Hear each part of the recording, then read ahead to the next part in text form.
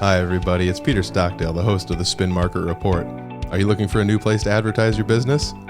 With over 85,000 YouTube impressions and 20,000 total streams across all platforms in the last 12 months, the Spin Market Podcast Network could be the prime space you've been looking for to advertise your business. Get a hold of Spin Market today and see what advertising on a podcast can do for you. Visit www.spinmarketwith2ks.com or email digitalagent@spinmarket.com for more information.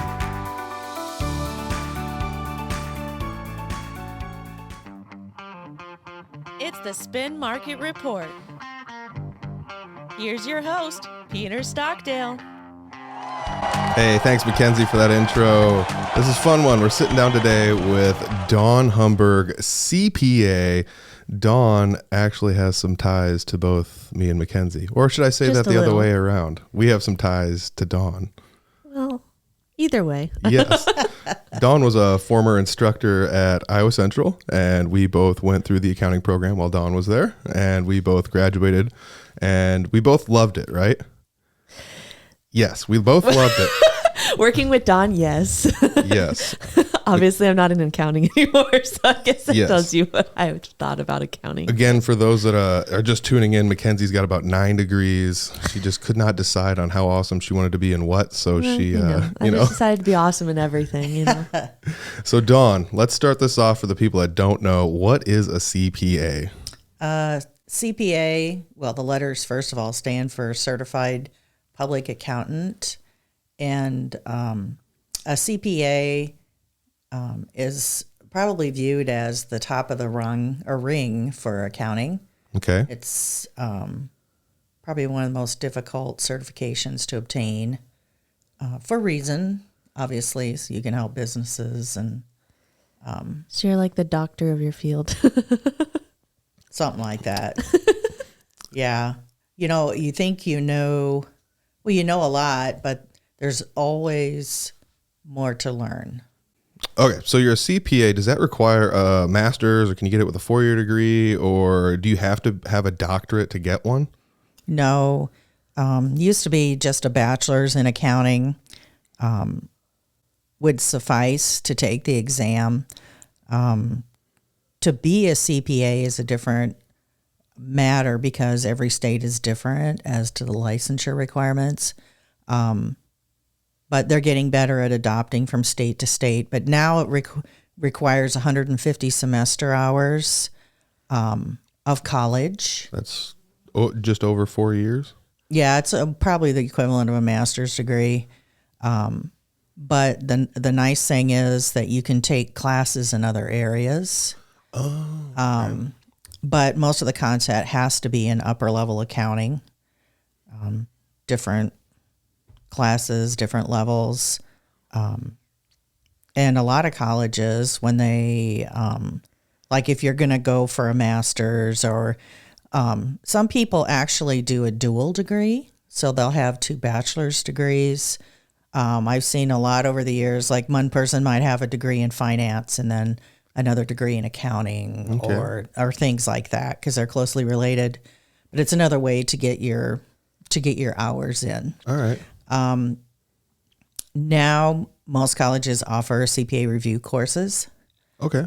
So it's part of the curriculum. So they're studying for the exam and they're also getting their credits to be eligible to take the exam. For example, like you and I know they'll have like a semester-long course or however long it is for one section in the exam, and then the students will take the exam right away. University of Northern Iowa has, I want to say, I remember reading once, maybe this is outdated data, but they had like one of the best passing rates for universities to go have students go through the CPA exam. I remember when I graduated, that was like an option to go there, and they had basically like a 5-year degree kind of deal. You had your 4-year, but then they had the extra year that you studied all these extra upper level classes. So there are ways to get your CPA possibly without a master's. However, we're talking to Doc Dawn. You have a doctorate in accounting. No, it's not in accounting. What's it in? Higher education, leadership. Woo! Mm-hmm. What made you go get a doctorate? Actually, my career path changed a little bit when our former president was still there, Dr. Paxton at Iowa Central. Okay. I was going to move into the VP of Instruction position. So that's why I got my doctorate, partly. Also because it's what we call a terminal degree. So, you can't go above that. So it just was a goal I'd always had. So, I have a master's and doctorate both in higher ed leadership, and I guess it's leadership and policy studies. So that's wild, huh? Yeah. So cool. So why did you choose the accounting field when you decided to choose a field to work in? Go to school, get an accounting degree. Why was that the choice? Let me ask you that. It's interesting because all the skills I had, I think I always knew, especially in high school, always been good with numbers. And I like business. I like the business environment. And so, I technically started working in accounting, bookkeeping, etc. when I was 14. Oh, wow. Yeah. Whoa. Everybody else was working in grocery stores. She's over here and already I doing her job. I know. I'm already doing my thing. But no, I work for a hardware store, and so my time was spent. I did the inventory ordering, and at that time, oh golly, that was a long time ago. At that time, you would order over the telephone line. Oh, cool. Yeah, it's fun. I worked for a grocery store for a while, and there was still a couple vendors that would do it that way. Oh, yeah. It was a hoot. Yeah. And it didn't always work. Yeah, good times. But, I worked for the hardware store. It was called Eddie True Value Hardware in Clear Lake, where I grew up. Is it still there? No. Oh. I was going to say I'll swing in and see if they know you. Yeah, no, it's not there anymore. Okay. It's One Vision's thrift store now. Oh, cool. In Clear Lake. Oh, Yeah. that's interesting. Yeah, so, it was converted, but, so I did inventory control, cash control, ran the cash register, remember fondly taking inventory on December 31 and counting nuts and bolts and Oh my gosh. and washers and electrical wire, conduit. Oh, gosh. We had all of that, which was kind of awesome because I knew a lot about that already because I grew up, my dad was an electrician. So I knew a lot about those things. I helped him a lot. So I remember when we were doing stuff in school for taking inventory, like occasionally you could get by with doing inventory by weight. Was that something you did with? Oh yeah, you could do that with nuts and bolts. Yeah, Did you do it yeah. with that? Okay, I was gonna say you weren't just like picking one. No, no.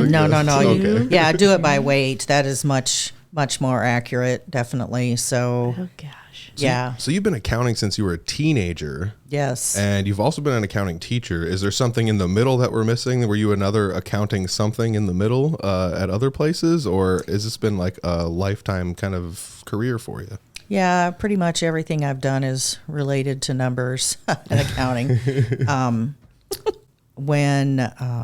Let's see, I worked at the hardware store, and then for 3 years in high school, and then I worked at the Mason City Airport and did bookkeeping for what was called then Dwyer Aircraft Service, which is what we call in the aircraft world a fixed base operator. Okay. So they did charters. I booked charters and sold fuel and Crazy. yeah, they ran their radio system. That was fun.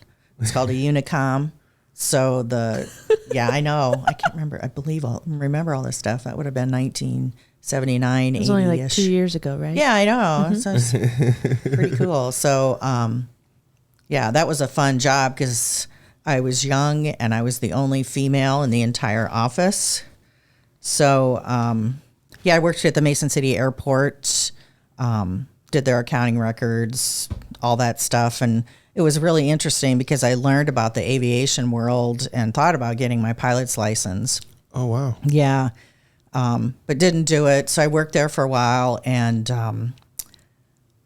I took checks from people that paid their fuel bills, etc. And so that's where I met my husband.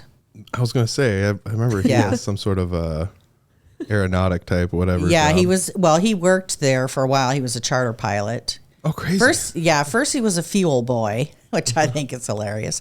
You don't call people that anymore. And yeah, and then he was a charter pilot. He flew charters for him. And no, he came in. He owned an airplane with a friend of his, and wanted to pay the fuel bill. And yeah, pretty funny story. He came in with this Hobie Cat coat on because he had a sailboat, and short Levi's shorts. To give you a visual, he'll probably kill me for this, but as was all the fashion rage back then, probably. Oh yeah. Well, and it's interesting. I never met him before that because he's 4 years older than I am. So, I wouldn't have known him in school, even though we were both from Clear Lake. So, yeah, he came in there, and I was, I don't know. I'm not hubba. Did you just fall? Yeah, Did you just it fall was in love with him? it was love at first sight. He came in and he was so polite to me, and I had, back then you'd wear like a really nice dress and always wear heels, always to work. Be very professional. And the phone rang just as he came in to pay his fuel bill, and I had casters on the bottom of my chair, so I pushed backwards to answer the phone, and there was a cord behind me. I didn't know it. So you can probably visualize what happened. I fell over backward with the phone in my hand, and yes, I had a dress on. And he came back. He was so sweet. He came back behind my desk and helped pick me up, and he answered the phone for me. I was just speechless. I wouldn't have been able to say a word. What a scholar and a gentleman. Oh, and that was the beginning right there. That's very sweet. That was the moment she knew she was going to fall for him. Uh-huh. Yeah. Ba-dum-bum. Yep. And now, 43 years later, yeah. So, You're right. stuck with him. yeah. All right, so you taught at Iowa Central, and I got to ask you this one because it just seems like did teaching at Iowa Central change how you interacted with others, maybe in a business environment or like a personal environment? I know you're dealing with people on a professional level. You're also an accountant, so you're kind of interacting with the community because you're an instructor at a community college. Did it increase your soft skills in any capacity? Or? Oh, yes. What I really enjoyed is that when you're teaching people, like you're an accountant, so you're really good at numbers, and people think, oh, you're not going to be social, But what I liked about the instructing part is that I got to know people really well, and you discover after a while teaching that the better you know your students, the better you can interact with them and teach them. And so I really, really tried to invade personal lives, not in a hostile way, but yeah. But I did, I'll admit it, because I care. And yeah. So as my career went on, I probably ended up doing a lot more for students directly. Created the Accounting and Business Club at the college in 2000, I don't know. It's probably been about 10 years.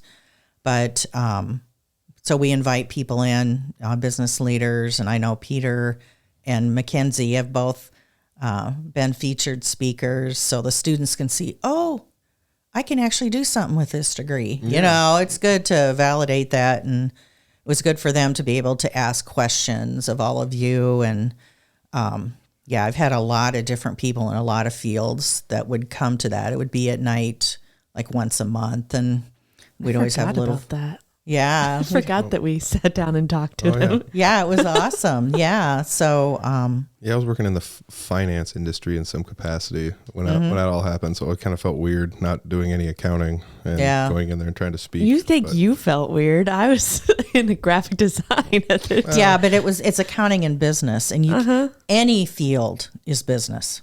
Seriously. Oh, that's true. That is true. So yeah, I wanted to pull in, all majors. I had a lot of different majors in that club, lots of different, which is good, It was actually all about getting the students and giving them the chance to network with area business people and ask questions. And because that's something that it has to be intentional or it doesn't happen. Oh, absolutely. So after working at Iowa Central, you retired, but I should do retired because you're self-employed now. Yes. Okay. So, can I ask why? Or you just need something to do, or what's? Well, it's interesting. When I saw the list of questions, my first thing I thought I wrote down this morning is looking at them. I'm like, it's because I'm not done yet. Okay, yeah. That would be my first answer. No, actually, it goes way back about 3 years ago, maybe a little more than 3 years ago. I wanted to offer a new class at the college. We didn't have any class that would help people be entrepreneurs and know how to start their own business, etc. So I developed the curriculum and I actually wrote a digital book for entrepreneurial accounting, and have had many students take it. And in my pursuit of designing the curriculum, I actually contacted the Small Business Development Center here in Fort Dodge, out at the East Campus of Iowa Central, and the gal's name is Kimberly Tiefenthaler.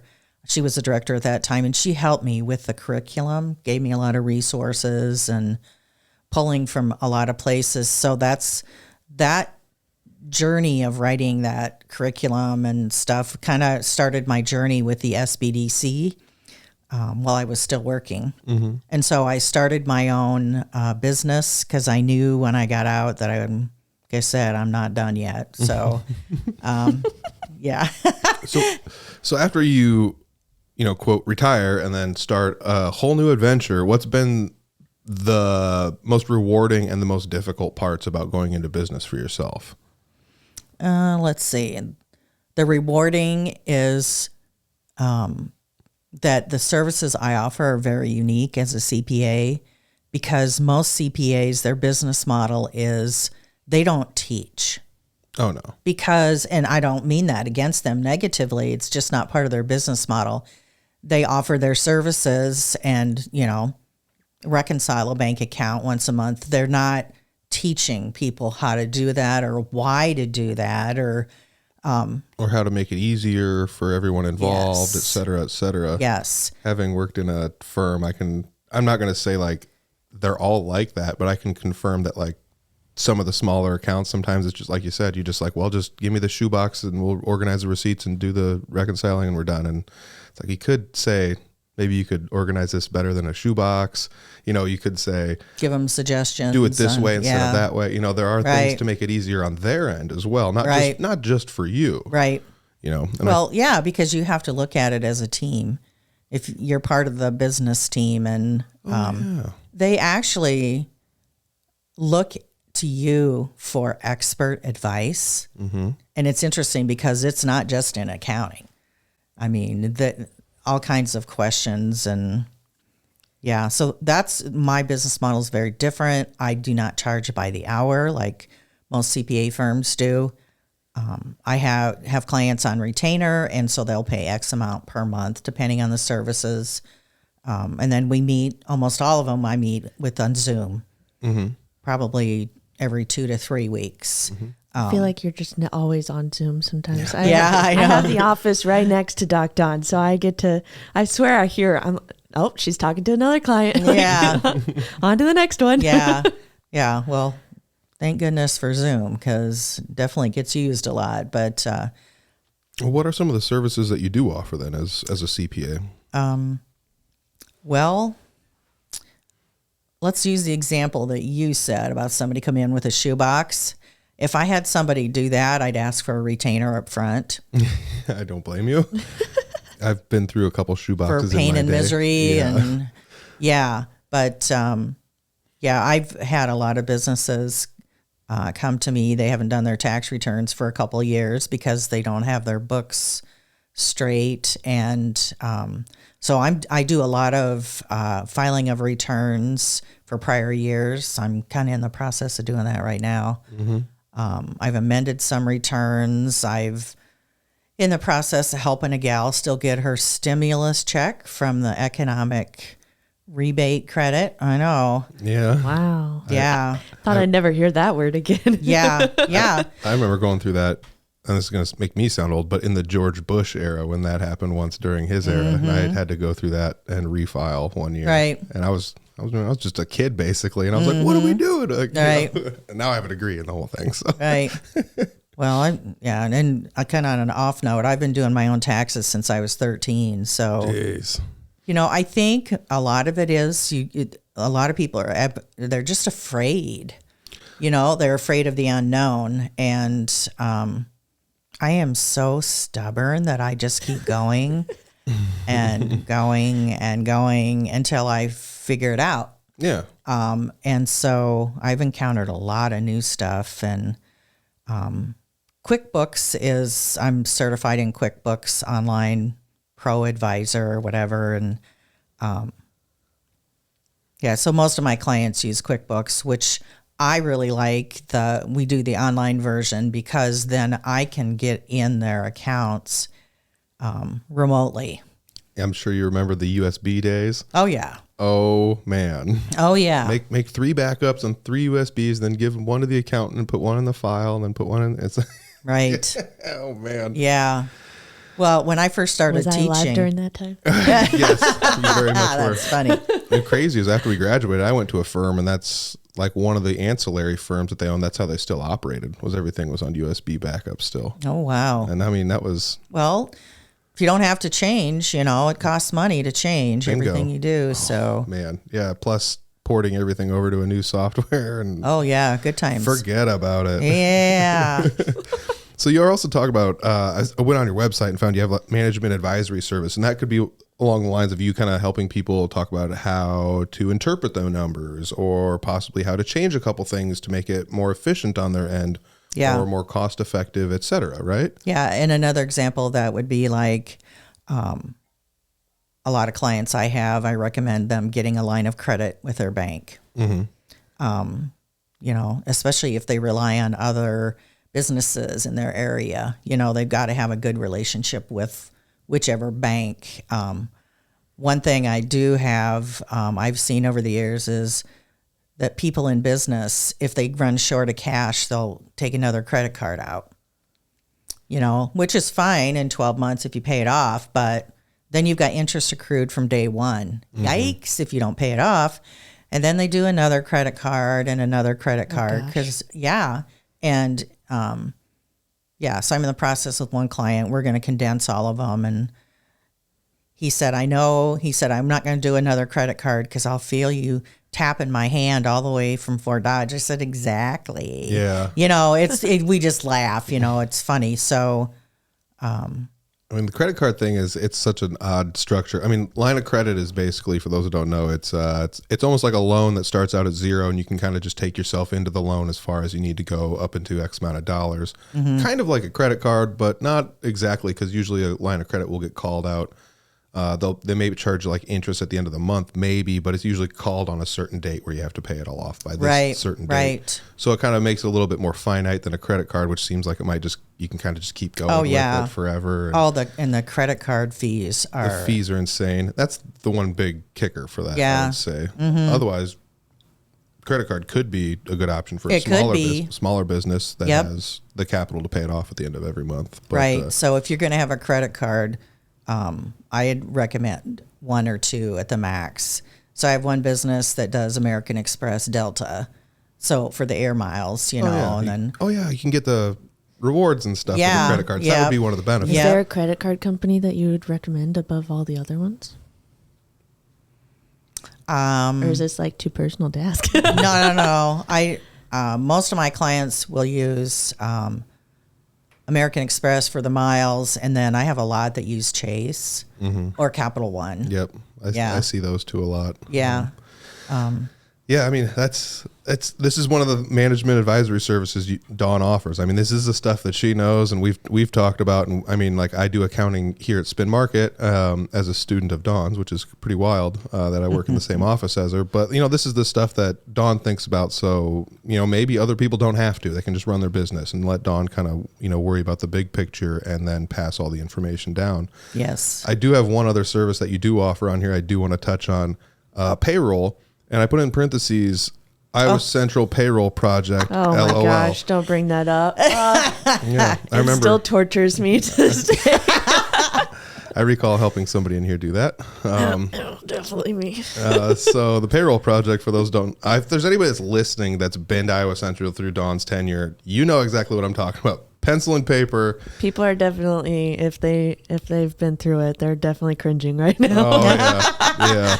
Probably getting a headache. Man, yeah. To remember it. We basically had to go with a false company, like just something that was like made up, and then go a whole quarter and run all the payroll for all the employees. Different employees got hired and let go. People had different positions. Died. I mean, and at the end of the quarter, you got to pay the taxes and file all that stuff. Again, this is all theoretical. We're giving all the paperwork to Dawn. We're not actually sending stuff to the IRS. But in theory, it gave us the feeling what it would be like to do that stuff, which I think was actually, it was daunting at the time. But when I went out in the real world and started doing payroll, it's like, yeah, okay, just fill out it was all handwritten. Yeah, yep. Just fill out the 941, send it in. Big deal. I've done this before. It just seems like it's easy. So well, my goals with that project was much more than causing pain and suffering.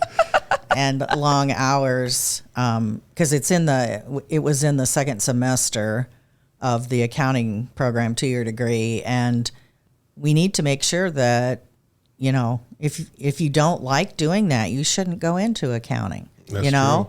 So part of the process is trying to think, okay, is this for me or not? And also, let's say you still want to be in accounting, but definitely you either do or don't want to be part of payroll. Yeah, I mean, which is true. Yeah. I think a lot of people forget that accounting is much bigger than just somebody with one of those green desk lamps crunching numbers on a 10 key. There's different areas. Receivables. Yes. And, it depends on what you want to do. Right. That payroll project was awesome, though. I remember being very stressed about it, but I remember when it was done, I was very, very happy that I got it all completed. And it just gave me a big sense of accomplishment. Would you say that payroll might be one of those areas in accounting that people might falsely think is the easiest part, and it might secretly be one of the harder parts? Yes. Most definitely. Yeah. Most definitely. That was another thing I didn't realize until not you, but like I'd worked in a firm for a while, and then you get somebody that says, I've been doing my payroll for the last 2 years. I want you to start doing it. And you just look at it and you're like, whoa. And I need to change a couple things here, so there's.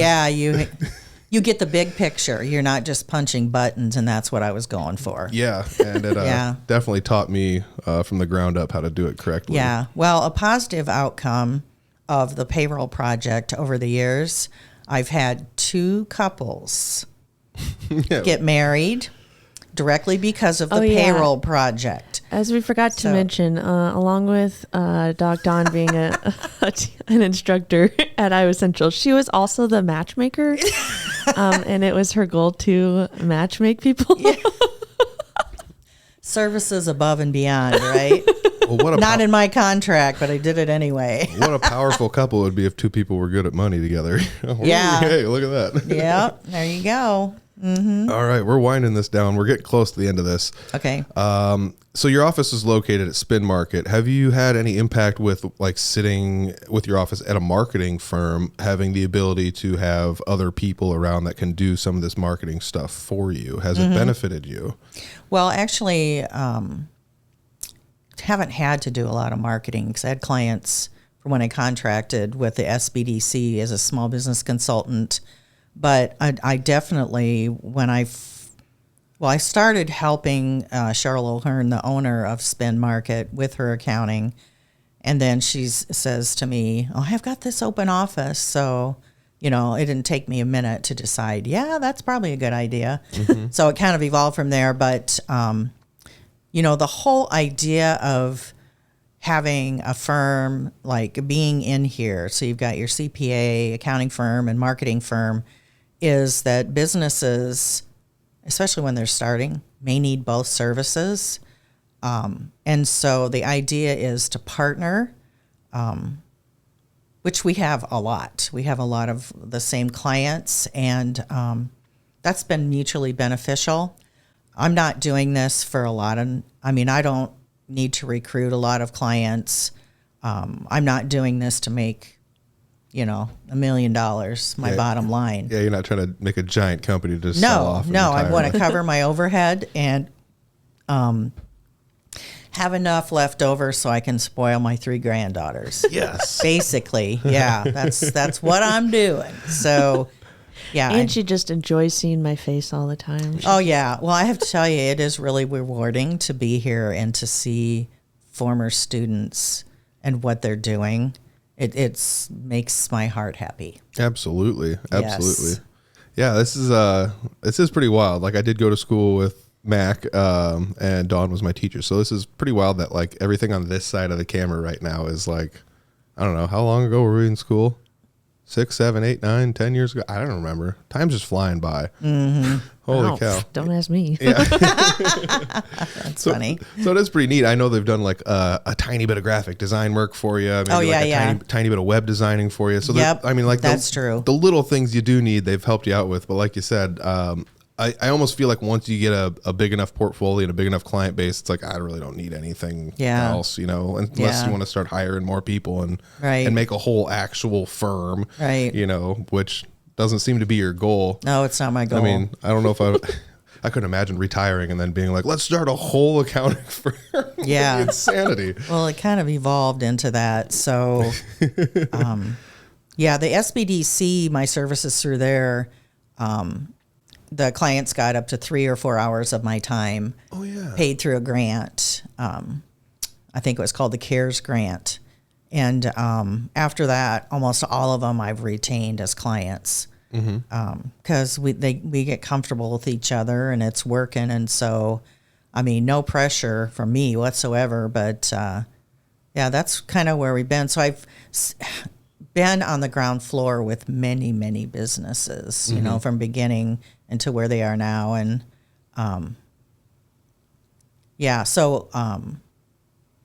lots of clients, I guess. Just lost John Briley yesterday. He has been helping me, and I really appreciate him. John, not a client. No, John. Colleague. Yeah, he was kind of like an intern for me, and he's starting his own bookkeeping business online, and he also works for Unity Point, I believe. That's right. Hospice pastor.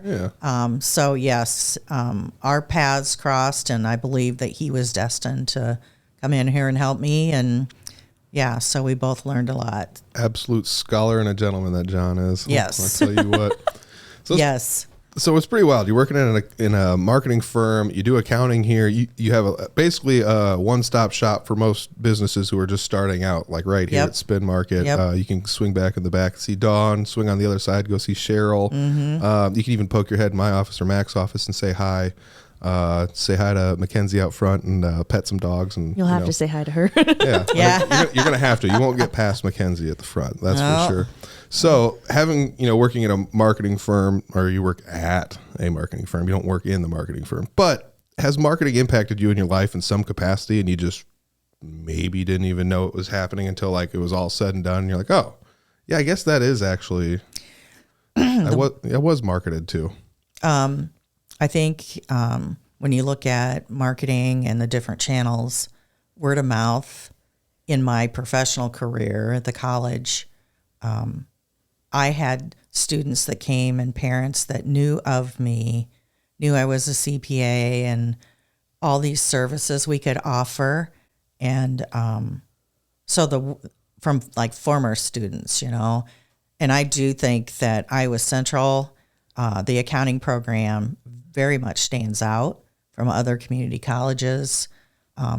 It was nice because the longer I was there, the more I thought, oh, we need to do this. We need to do that. And now the poor gals that took my place are busy bees, but that's good. That's wonderful. So I'm sure it's a lot different if you were to like work there and then add one thing at a time through the years, and then all of a sudden you have to pass it on to somebody else. Like, well, I'm not starting from square one. I'm starting from square 10 where Dawn left off. This is a little bit more than just, Yeah. Yeah. Yeah. But, in that profession, you don't do just what your contract says That's true. You do. It has to be, you have to have the passion for the field and the employers and the students, and you just do, part of the community college mission is to serve the community. So, I really I had an advisory committee of about 20 people and HR people and accountants in the area, et cetera, a lot of CPA firms. And, I might know somebody that sits on that advisory board still. Really? Maybe. Yeah. It's important to have feedback from people in the field and employers, and make sure that rapport is established and it's going well. And yeah, absolutely.